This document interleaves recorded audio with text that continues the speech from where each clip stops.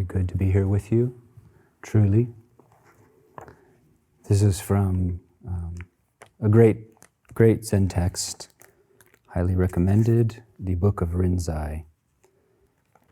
Rinzai addressed the practitioners saying, "Nowadays, those of you who practice Buddha Dharma need to have true insight. If you get true insight, you will no longer be tainted by life and death, and you will be free to go or to stay. Though you don't seek that which is excellent will come to you all by itself." Followers of the way, outstanding ancient teachers, all had their own methods to liberate people. In the case of this mountain monk, all I want to point out is that you must not be deluded by others. If you want to act, just act. Don't ever be intimidated. You students nowadays don't get it. What is the dis-ease? The disease is a lack of self-confidence. If your faith is insufficient, you will keep on wandering in confusion. No matter what the circumstances, you will be controlled and led around by others. You will not find freedom. If you can stop your continuously seeking mind, then there will be no difference between you and the Buddhas. Would you like to know the Buddhas and ancestors? They are none other than those of you who are now in front of me listening to the Dharma. Yet because you students of Dharma don't have enough confidence in yourselves, you search outwardly. Even if you find something through seeking externally, that something is merely a description in written words. You will never get the vital spirit of the ancestors that way. Make no mistake, virtuous Zen students. If you don't meet this right now, you will transmigrate in the 3 realms for 10,000 kalpas and thousands of lives, led by your preferences to be reborn as a donkey or a cow. Those are actually the 2 choices, donkey or cow. Followers of the way, according to this mountain monk's view, we are not different from Shakyamuni Buddha. Is there anything you lack in your everyday activities? The 6 rays of divine light never cease shining. Seeing, hearing, feeling, touching, tasting, thinking. If you can understand in this way, then you'll just be a person with nothing to get throughout your life. Thank you, Master Rinzai. So confidence in Dharma. Well, today I'm going to talk about doubt and faith, or doubt and trust. Confidence in Dharma is not confidence in Buddhist teaching ultimately, because ideas and notions and doctrines can only give a brittle faith. And a brittle faith is a defensive faith. It's an insecure faith. It's a faith that needs to criticize other faiths. The brittleness of ideas, notions, and doctrines, if we try to stand on them, makes us insecure.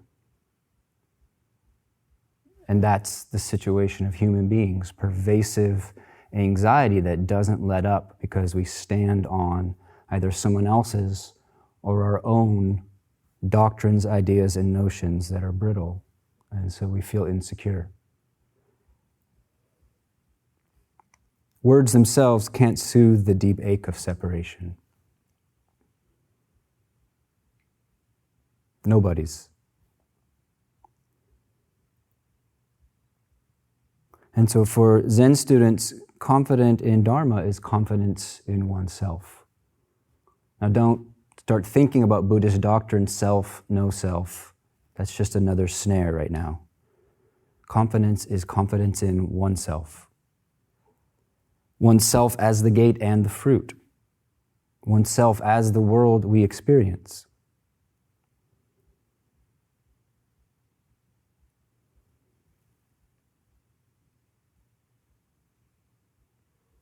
This kind of situation where we're so basically engaging the Dharma by this simple encounter with ourselves over and over reveals the heart that we live with.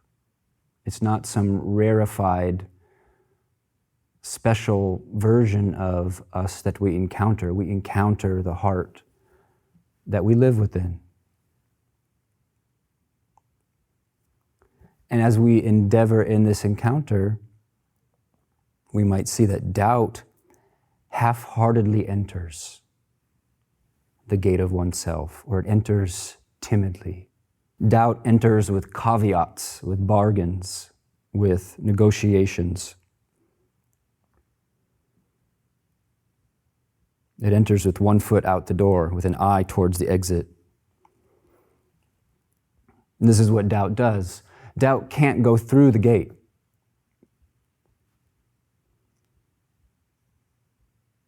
Doubt cannot enter the gate of oneself. And interestingly, there either is or there isn't doubt.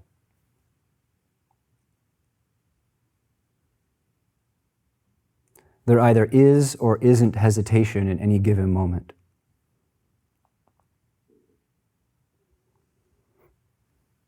There's a lot of ways that psychology and deep Dharma absolutely do not meet.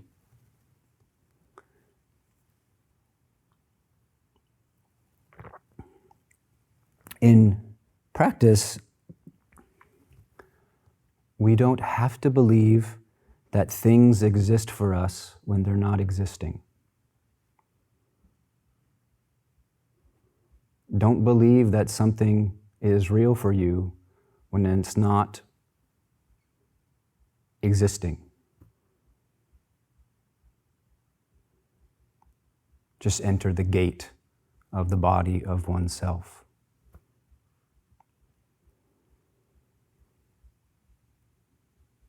The narrative of identity can, like flypaper, have all kinds of things that get stuck to it about all that's inside of me. Oh, because of 10 years ago such and such happened, there's this thing inside me. Oh, because I went through this, there's this thing inside me. But we don't have to believe that things exist for us when they're not actually existing. This is the body of nowness. It's not esoteric. What's true right now?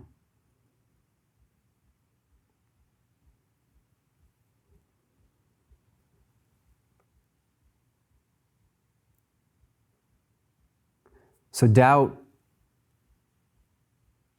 for the body of nowness has no place to land. This is the core teaching.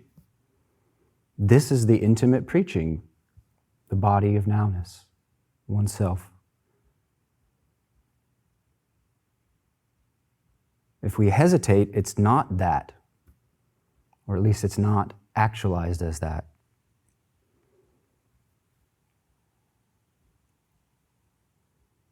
In Zen practice, nothing is being foisted on us from the outside. And when I was younger and first starting to explore the Dharma, I couldn't get anywhere near the other traditions because I felt like I had to believe something. I felt like new ideas were being foisted on me that I couldn't accept. I wasn't open-minded enough to meet them. Like I said, they offended my pride. Something beautiful about Zen practice is nothing is being foisted on you from the outside. You're simply invited into the body of nowness, the gate of yourself. The teachings are an invitation to enter the gate of yourself.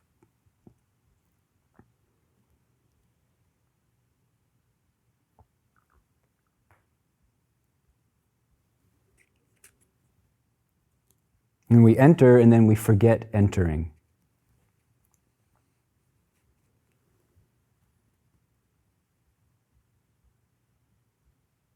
If I was more skillful, this wouldn't sound abstract. This is about this moment. And in what way we're being this moment. Dogen says, You may think that in mountains, many wise people and great sages are assembled, but after entering the mountains, not a single person meets another. There's just the activity of mountains. There's no trace of anyone having entered the mountains.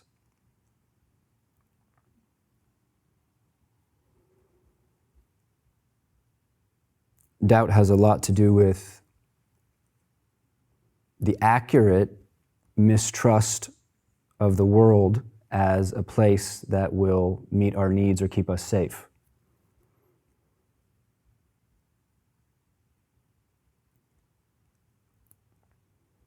But body of nowness has not entered the gate of oneself previously. Nothing is brought forward. That's memory. That's artifacts of the past.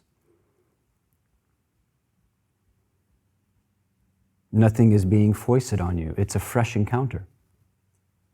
Nothing has to be believed. It's just the fresh encounter.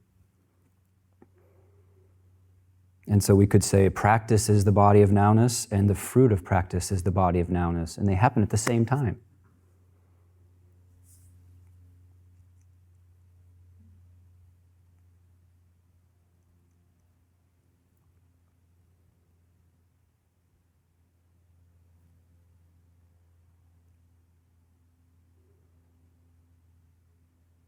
And how big is that body of nowness? In total acceptance, there isn't total acceptance. And yet great space is on our side.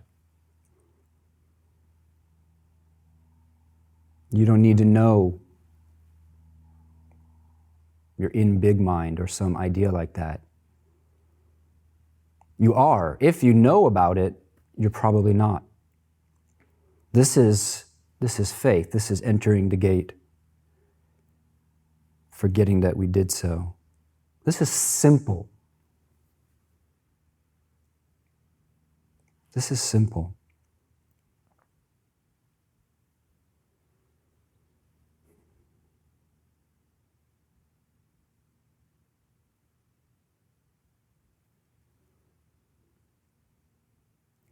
We could say that this nowness body is made of trust. It's made of faith. And that faith has no timeline. It has no cause. It has no source. This faith is not going to arise when you clear up all the arguments you have with the tradition. If this faith could arise, it would fail you. If this faith could arise, it would not be able to hold you. But thankfully, this faith, the body of nowness, has no cause and no source. It's like space, or like the 5 elements. It's like the heart-mind. Barriers are encountered. That's an experience we have.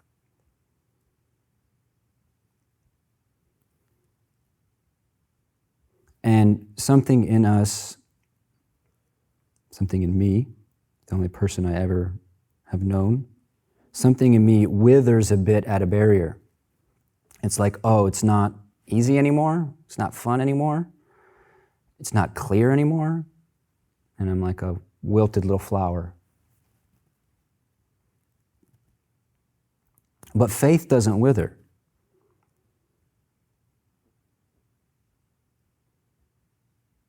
Not this kind of faith. We stay intimate with the barrier.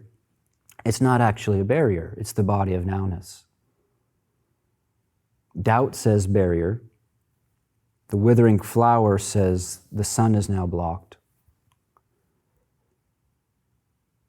But for faith, it's just this texture. It's just the body of nowness. It would be pointless to speak about this, but all of us are replete.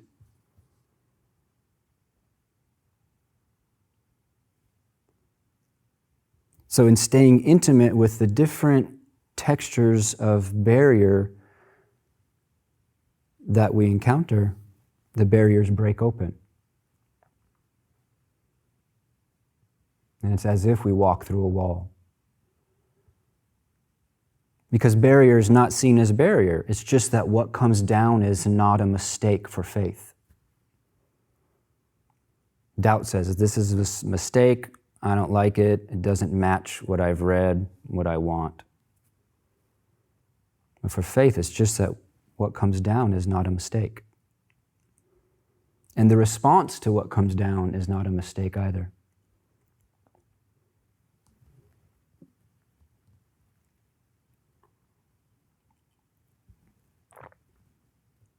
It may be that over time we begin to appreciate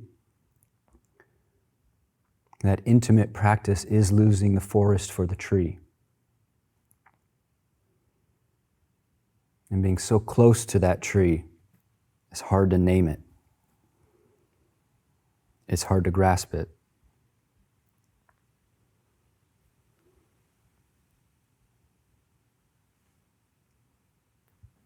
And along with that, our skillfulness and our creativity in practice, our resourcefulness.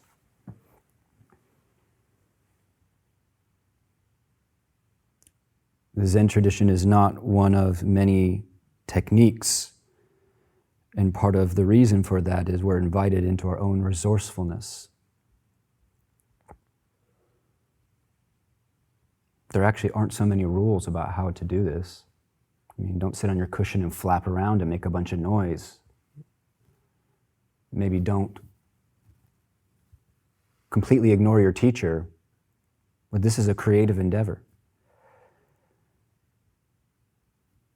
So our skillfulness and our navigating of things may grow over time, but that doesn't change that for faith, what comes down is not a mistake. Doubt wilts. Doubt says, I'm doing it wrong. One of my favorite things about Sesshin is I get to read Rumi. I have no reason that I don't in my everyday life. But I feel that the way this tenderizes us and essentializes us, I can hear this more freely. The translator named this poem, What Is Not Here? I start out on this road, call it love or annihilation. I only know what is not here. Resentment seeds, back-scratching greed, worrying about outcome, fear of people. When a bird gets free, it does not go back for remnants left on the bottom of the cage. Close by, I am rain. Far off, cloud of fire. I seem restless, but I am deeply at ease. Like a tree, branches tremble, the roots are still.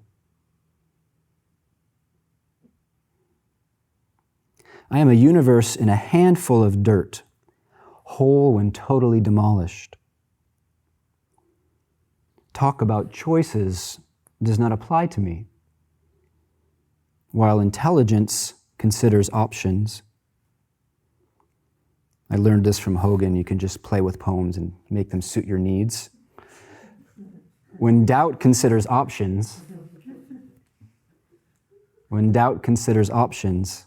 I am somewhere lost in the wind.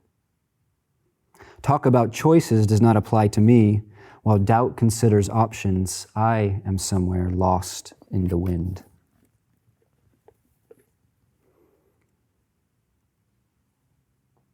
But suppose there's something to be said for good doubt. Nobody wants to be fooled. The world does sell snake oil. Surface culture is a very big landfill of broken promises, only getting bigger. So be skeptical. The energy in skepticism, we use it. As Rinzai was exhorting us, don't be fooled by others. It's good to doubt certain kinds of ideals.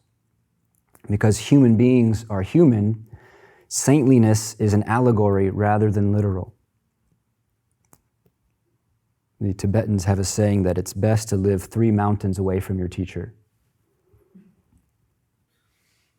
For some reason, the Zen tradition decided it's best to live in the same building. There's wisdom in both. Saintliness is an allegory rather than something literally true. So be skeptical of trying to squeeze yourself into too small, too pure an ideal. Also, don't undersell yourself. Habitual mind is deluded, so be skeptical. It exaggerates, puts onto things what's not there. It denigrates. It doesn't want to see what is there. Not seeing what's here, seeing what's not here. The sway of unexamined desire.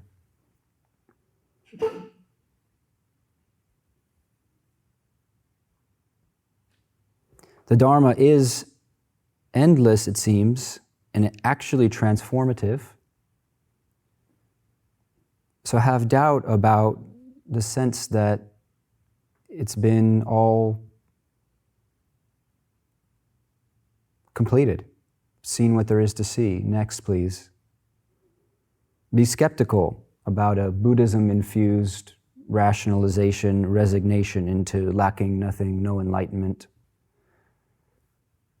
Just eating my oatmeal and pissing. This is the Dharma.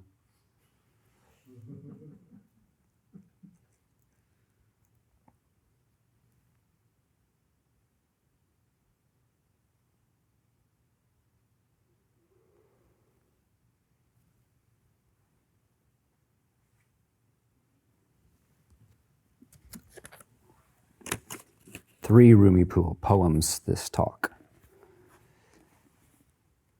This poem is called There Is Nothing Ahead. Rumi uses the word lovers for people who are devoted to the mystery, devoted to the divine, devoted to spirit. In a way, it's equivalent to a wayfarer or a person of the way, but the Sufis really valued getting your heart into it.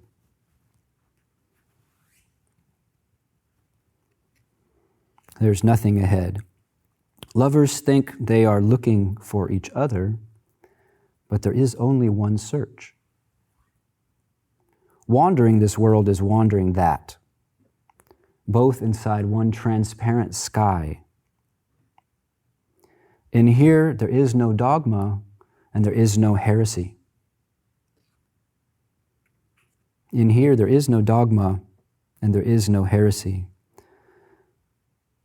The miracle of Jesus is himself, not what he said or did about the future.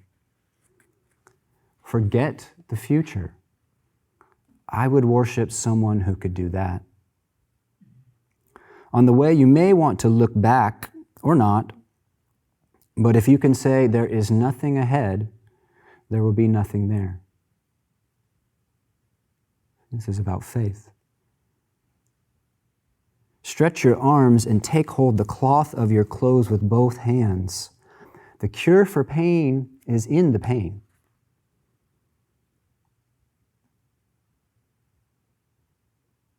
This is what we've been practicing all week. The cure for pain is in the pain. Good and bad are mixed. If you don't have both, you don't belong here with us. When one of us gets lost, is not here, he must be inside us. There is no place like that anywhere in the world.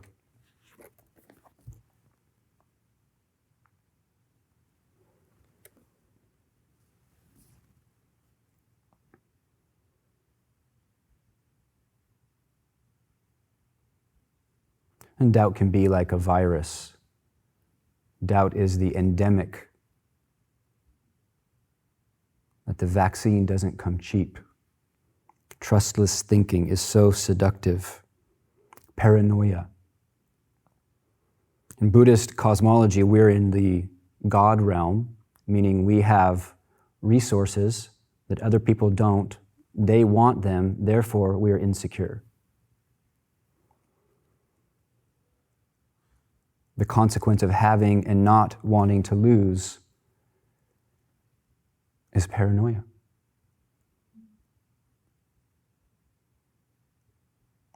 And so trustless thinking, insecure thinking that's a response to the fact of insecurity is endemic, and the vaccine is not cheap. And we can watch as we do the nitty-gritty of practice that the doubting intellect and trustless thinking can make barriers to engaging a practice, even as the heart says yes.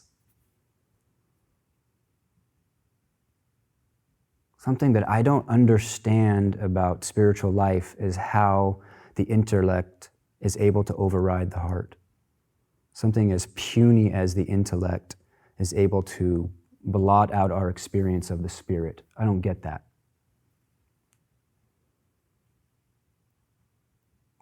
But it seems like it can. You and I are fully empowered to disbelieve anything, even our own experience. You would think that you could taste the Dharma genuine from head to toe, and you wouldn't be able to doubt that, but guess what?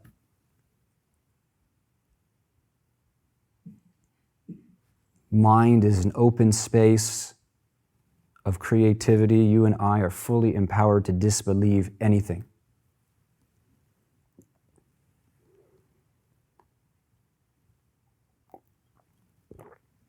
Another cultural fashion is to be jaded. To be jaded is not intelligence, it's just to be jaded.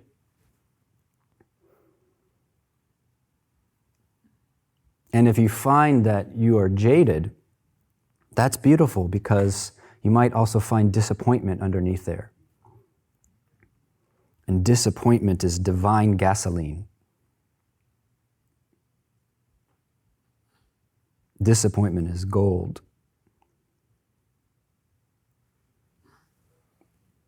With the body of nowness.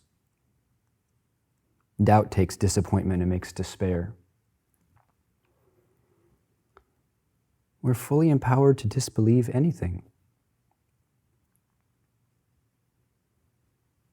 But as we do so, is the heart in the same boat or not? Are your guts in the same boat or not?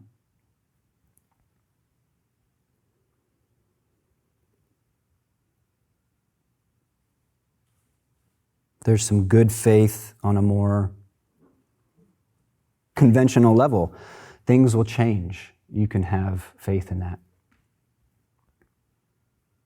Things will change. And this, whatever your this is just a communing of factors. It's just a meeting. This session is just your consciousness and these phenomena meeting. It's shared intentions meeting. The body is just some factors temporarily still meeting.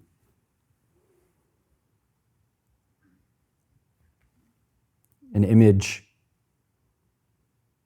of basically anything in the conditioned world that I like is like if you made a cone out of sticks leaning on each other. You can do that next time you're camping. You can make a beautiful structure like that. You take one stick out and the whole it's done. This is how precious our life is. This is how precious our opportunity is to practice. Things will change. That's a good faith principle to remember when you hit a dark time.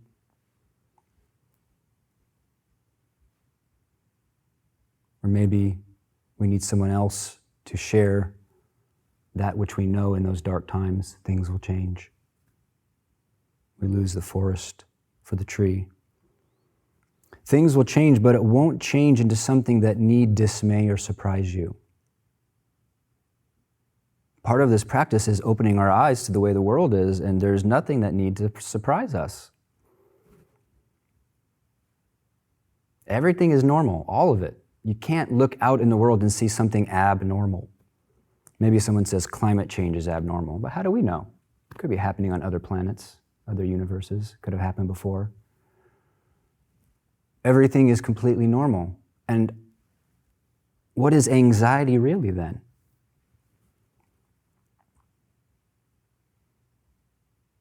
Is it a non-acceptance of the normal truths of life coming down the pipe for me, for you, for everyone? Is it an argument with the deep structure of the universe? I think that's one of the strangest things I do.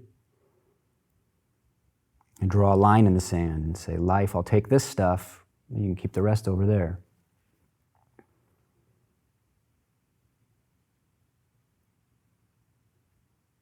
You check this out in an intimate way in meditation. We can have faith that the structure of the universe won't give way. Everything is eternal. Our hearts can reveal themselves in new and surprising ways. Like one of the beautiful things about the spiritual path is we don't know what we don't know. We haven't encountered what we haven't encountered. But life broadly, it doesn't leap out of its blueprint. Birth, confusion, pleasure, sickness, dying. It's not going anywhere. So we don't have to worry about the universe. Someone always will.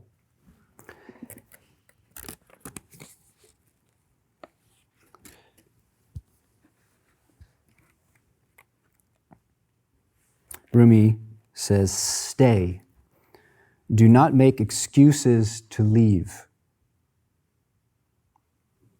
Drink wine from this friendship's vineyard. Do not turn to the window or the porch. Live here in this circle. Wanting what is outside is a bait that will trap you. Step out onto sky through the round threshold. Be alone in your search for absolute aloneness. Be a bowl thrown out on the ocean.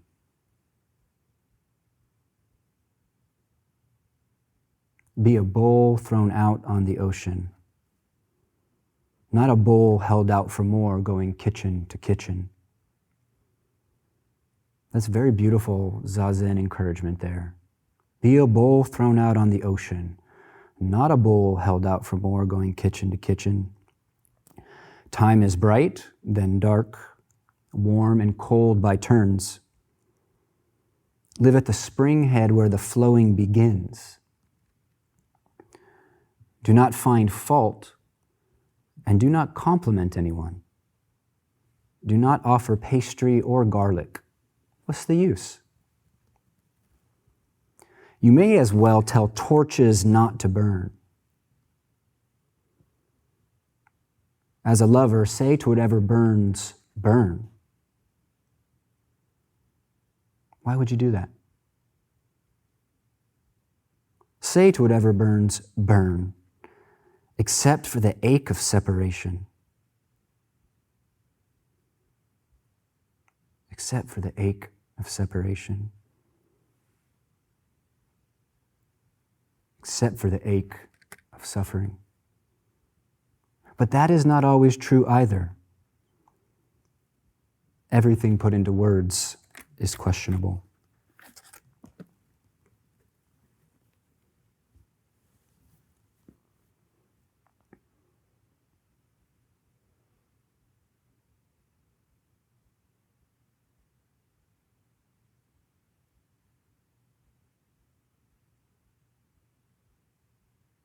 So our sincerity is gathering power. The mind clarifies, heart relaxes.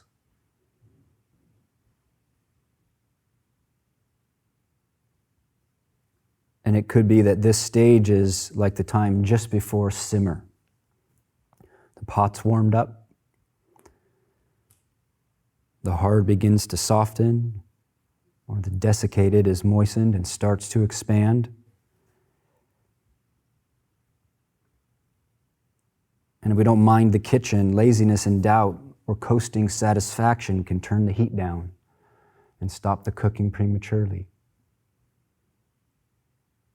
I wish I felt that that was ultimately not true. Ultimately, it's probably not true. It seems true. In the nuts and bolts of engaging practice. Don't let laziness and doubt or coasting satisfaction turn the heat down and stop the cooking prematurely. We lose the forest for the tree we're climbing. This is good. And when not knowing what to do, don't do. When not knowing what to do, let go. No grasping.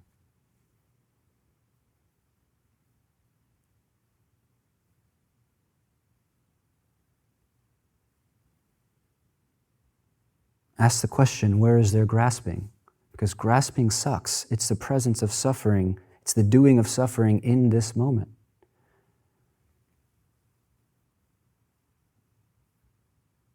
Grasping sucks because that holding on is playing small in the midst of vastness.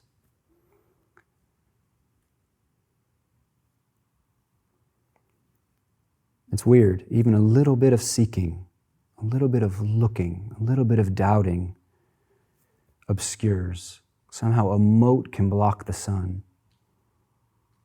I don't get it, but it seems to me to be true. If you don't know how to let go, how do you let go? Let be. This body of nowness. As Baizhang said, don't relate mind to anything. Don't extend consciousness. Extended consciousness is just consciousness being extended. It's not the vast that does not depend on our extending.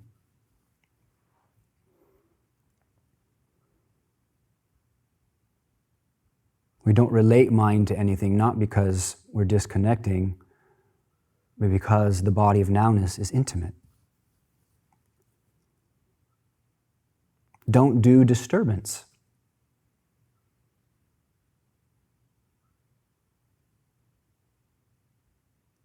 Take on faith that disturbance is 98% our own doing. Don't do disturbance, don't be disturbed by what disturbance does. And we begin to touch some peace. And peace is not the destination.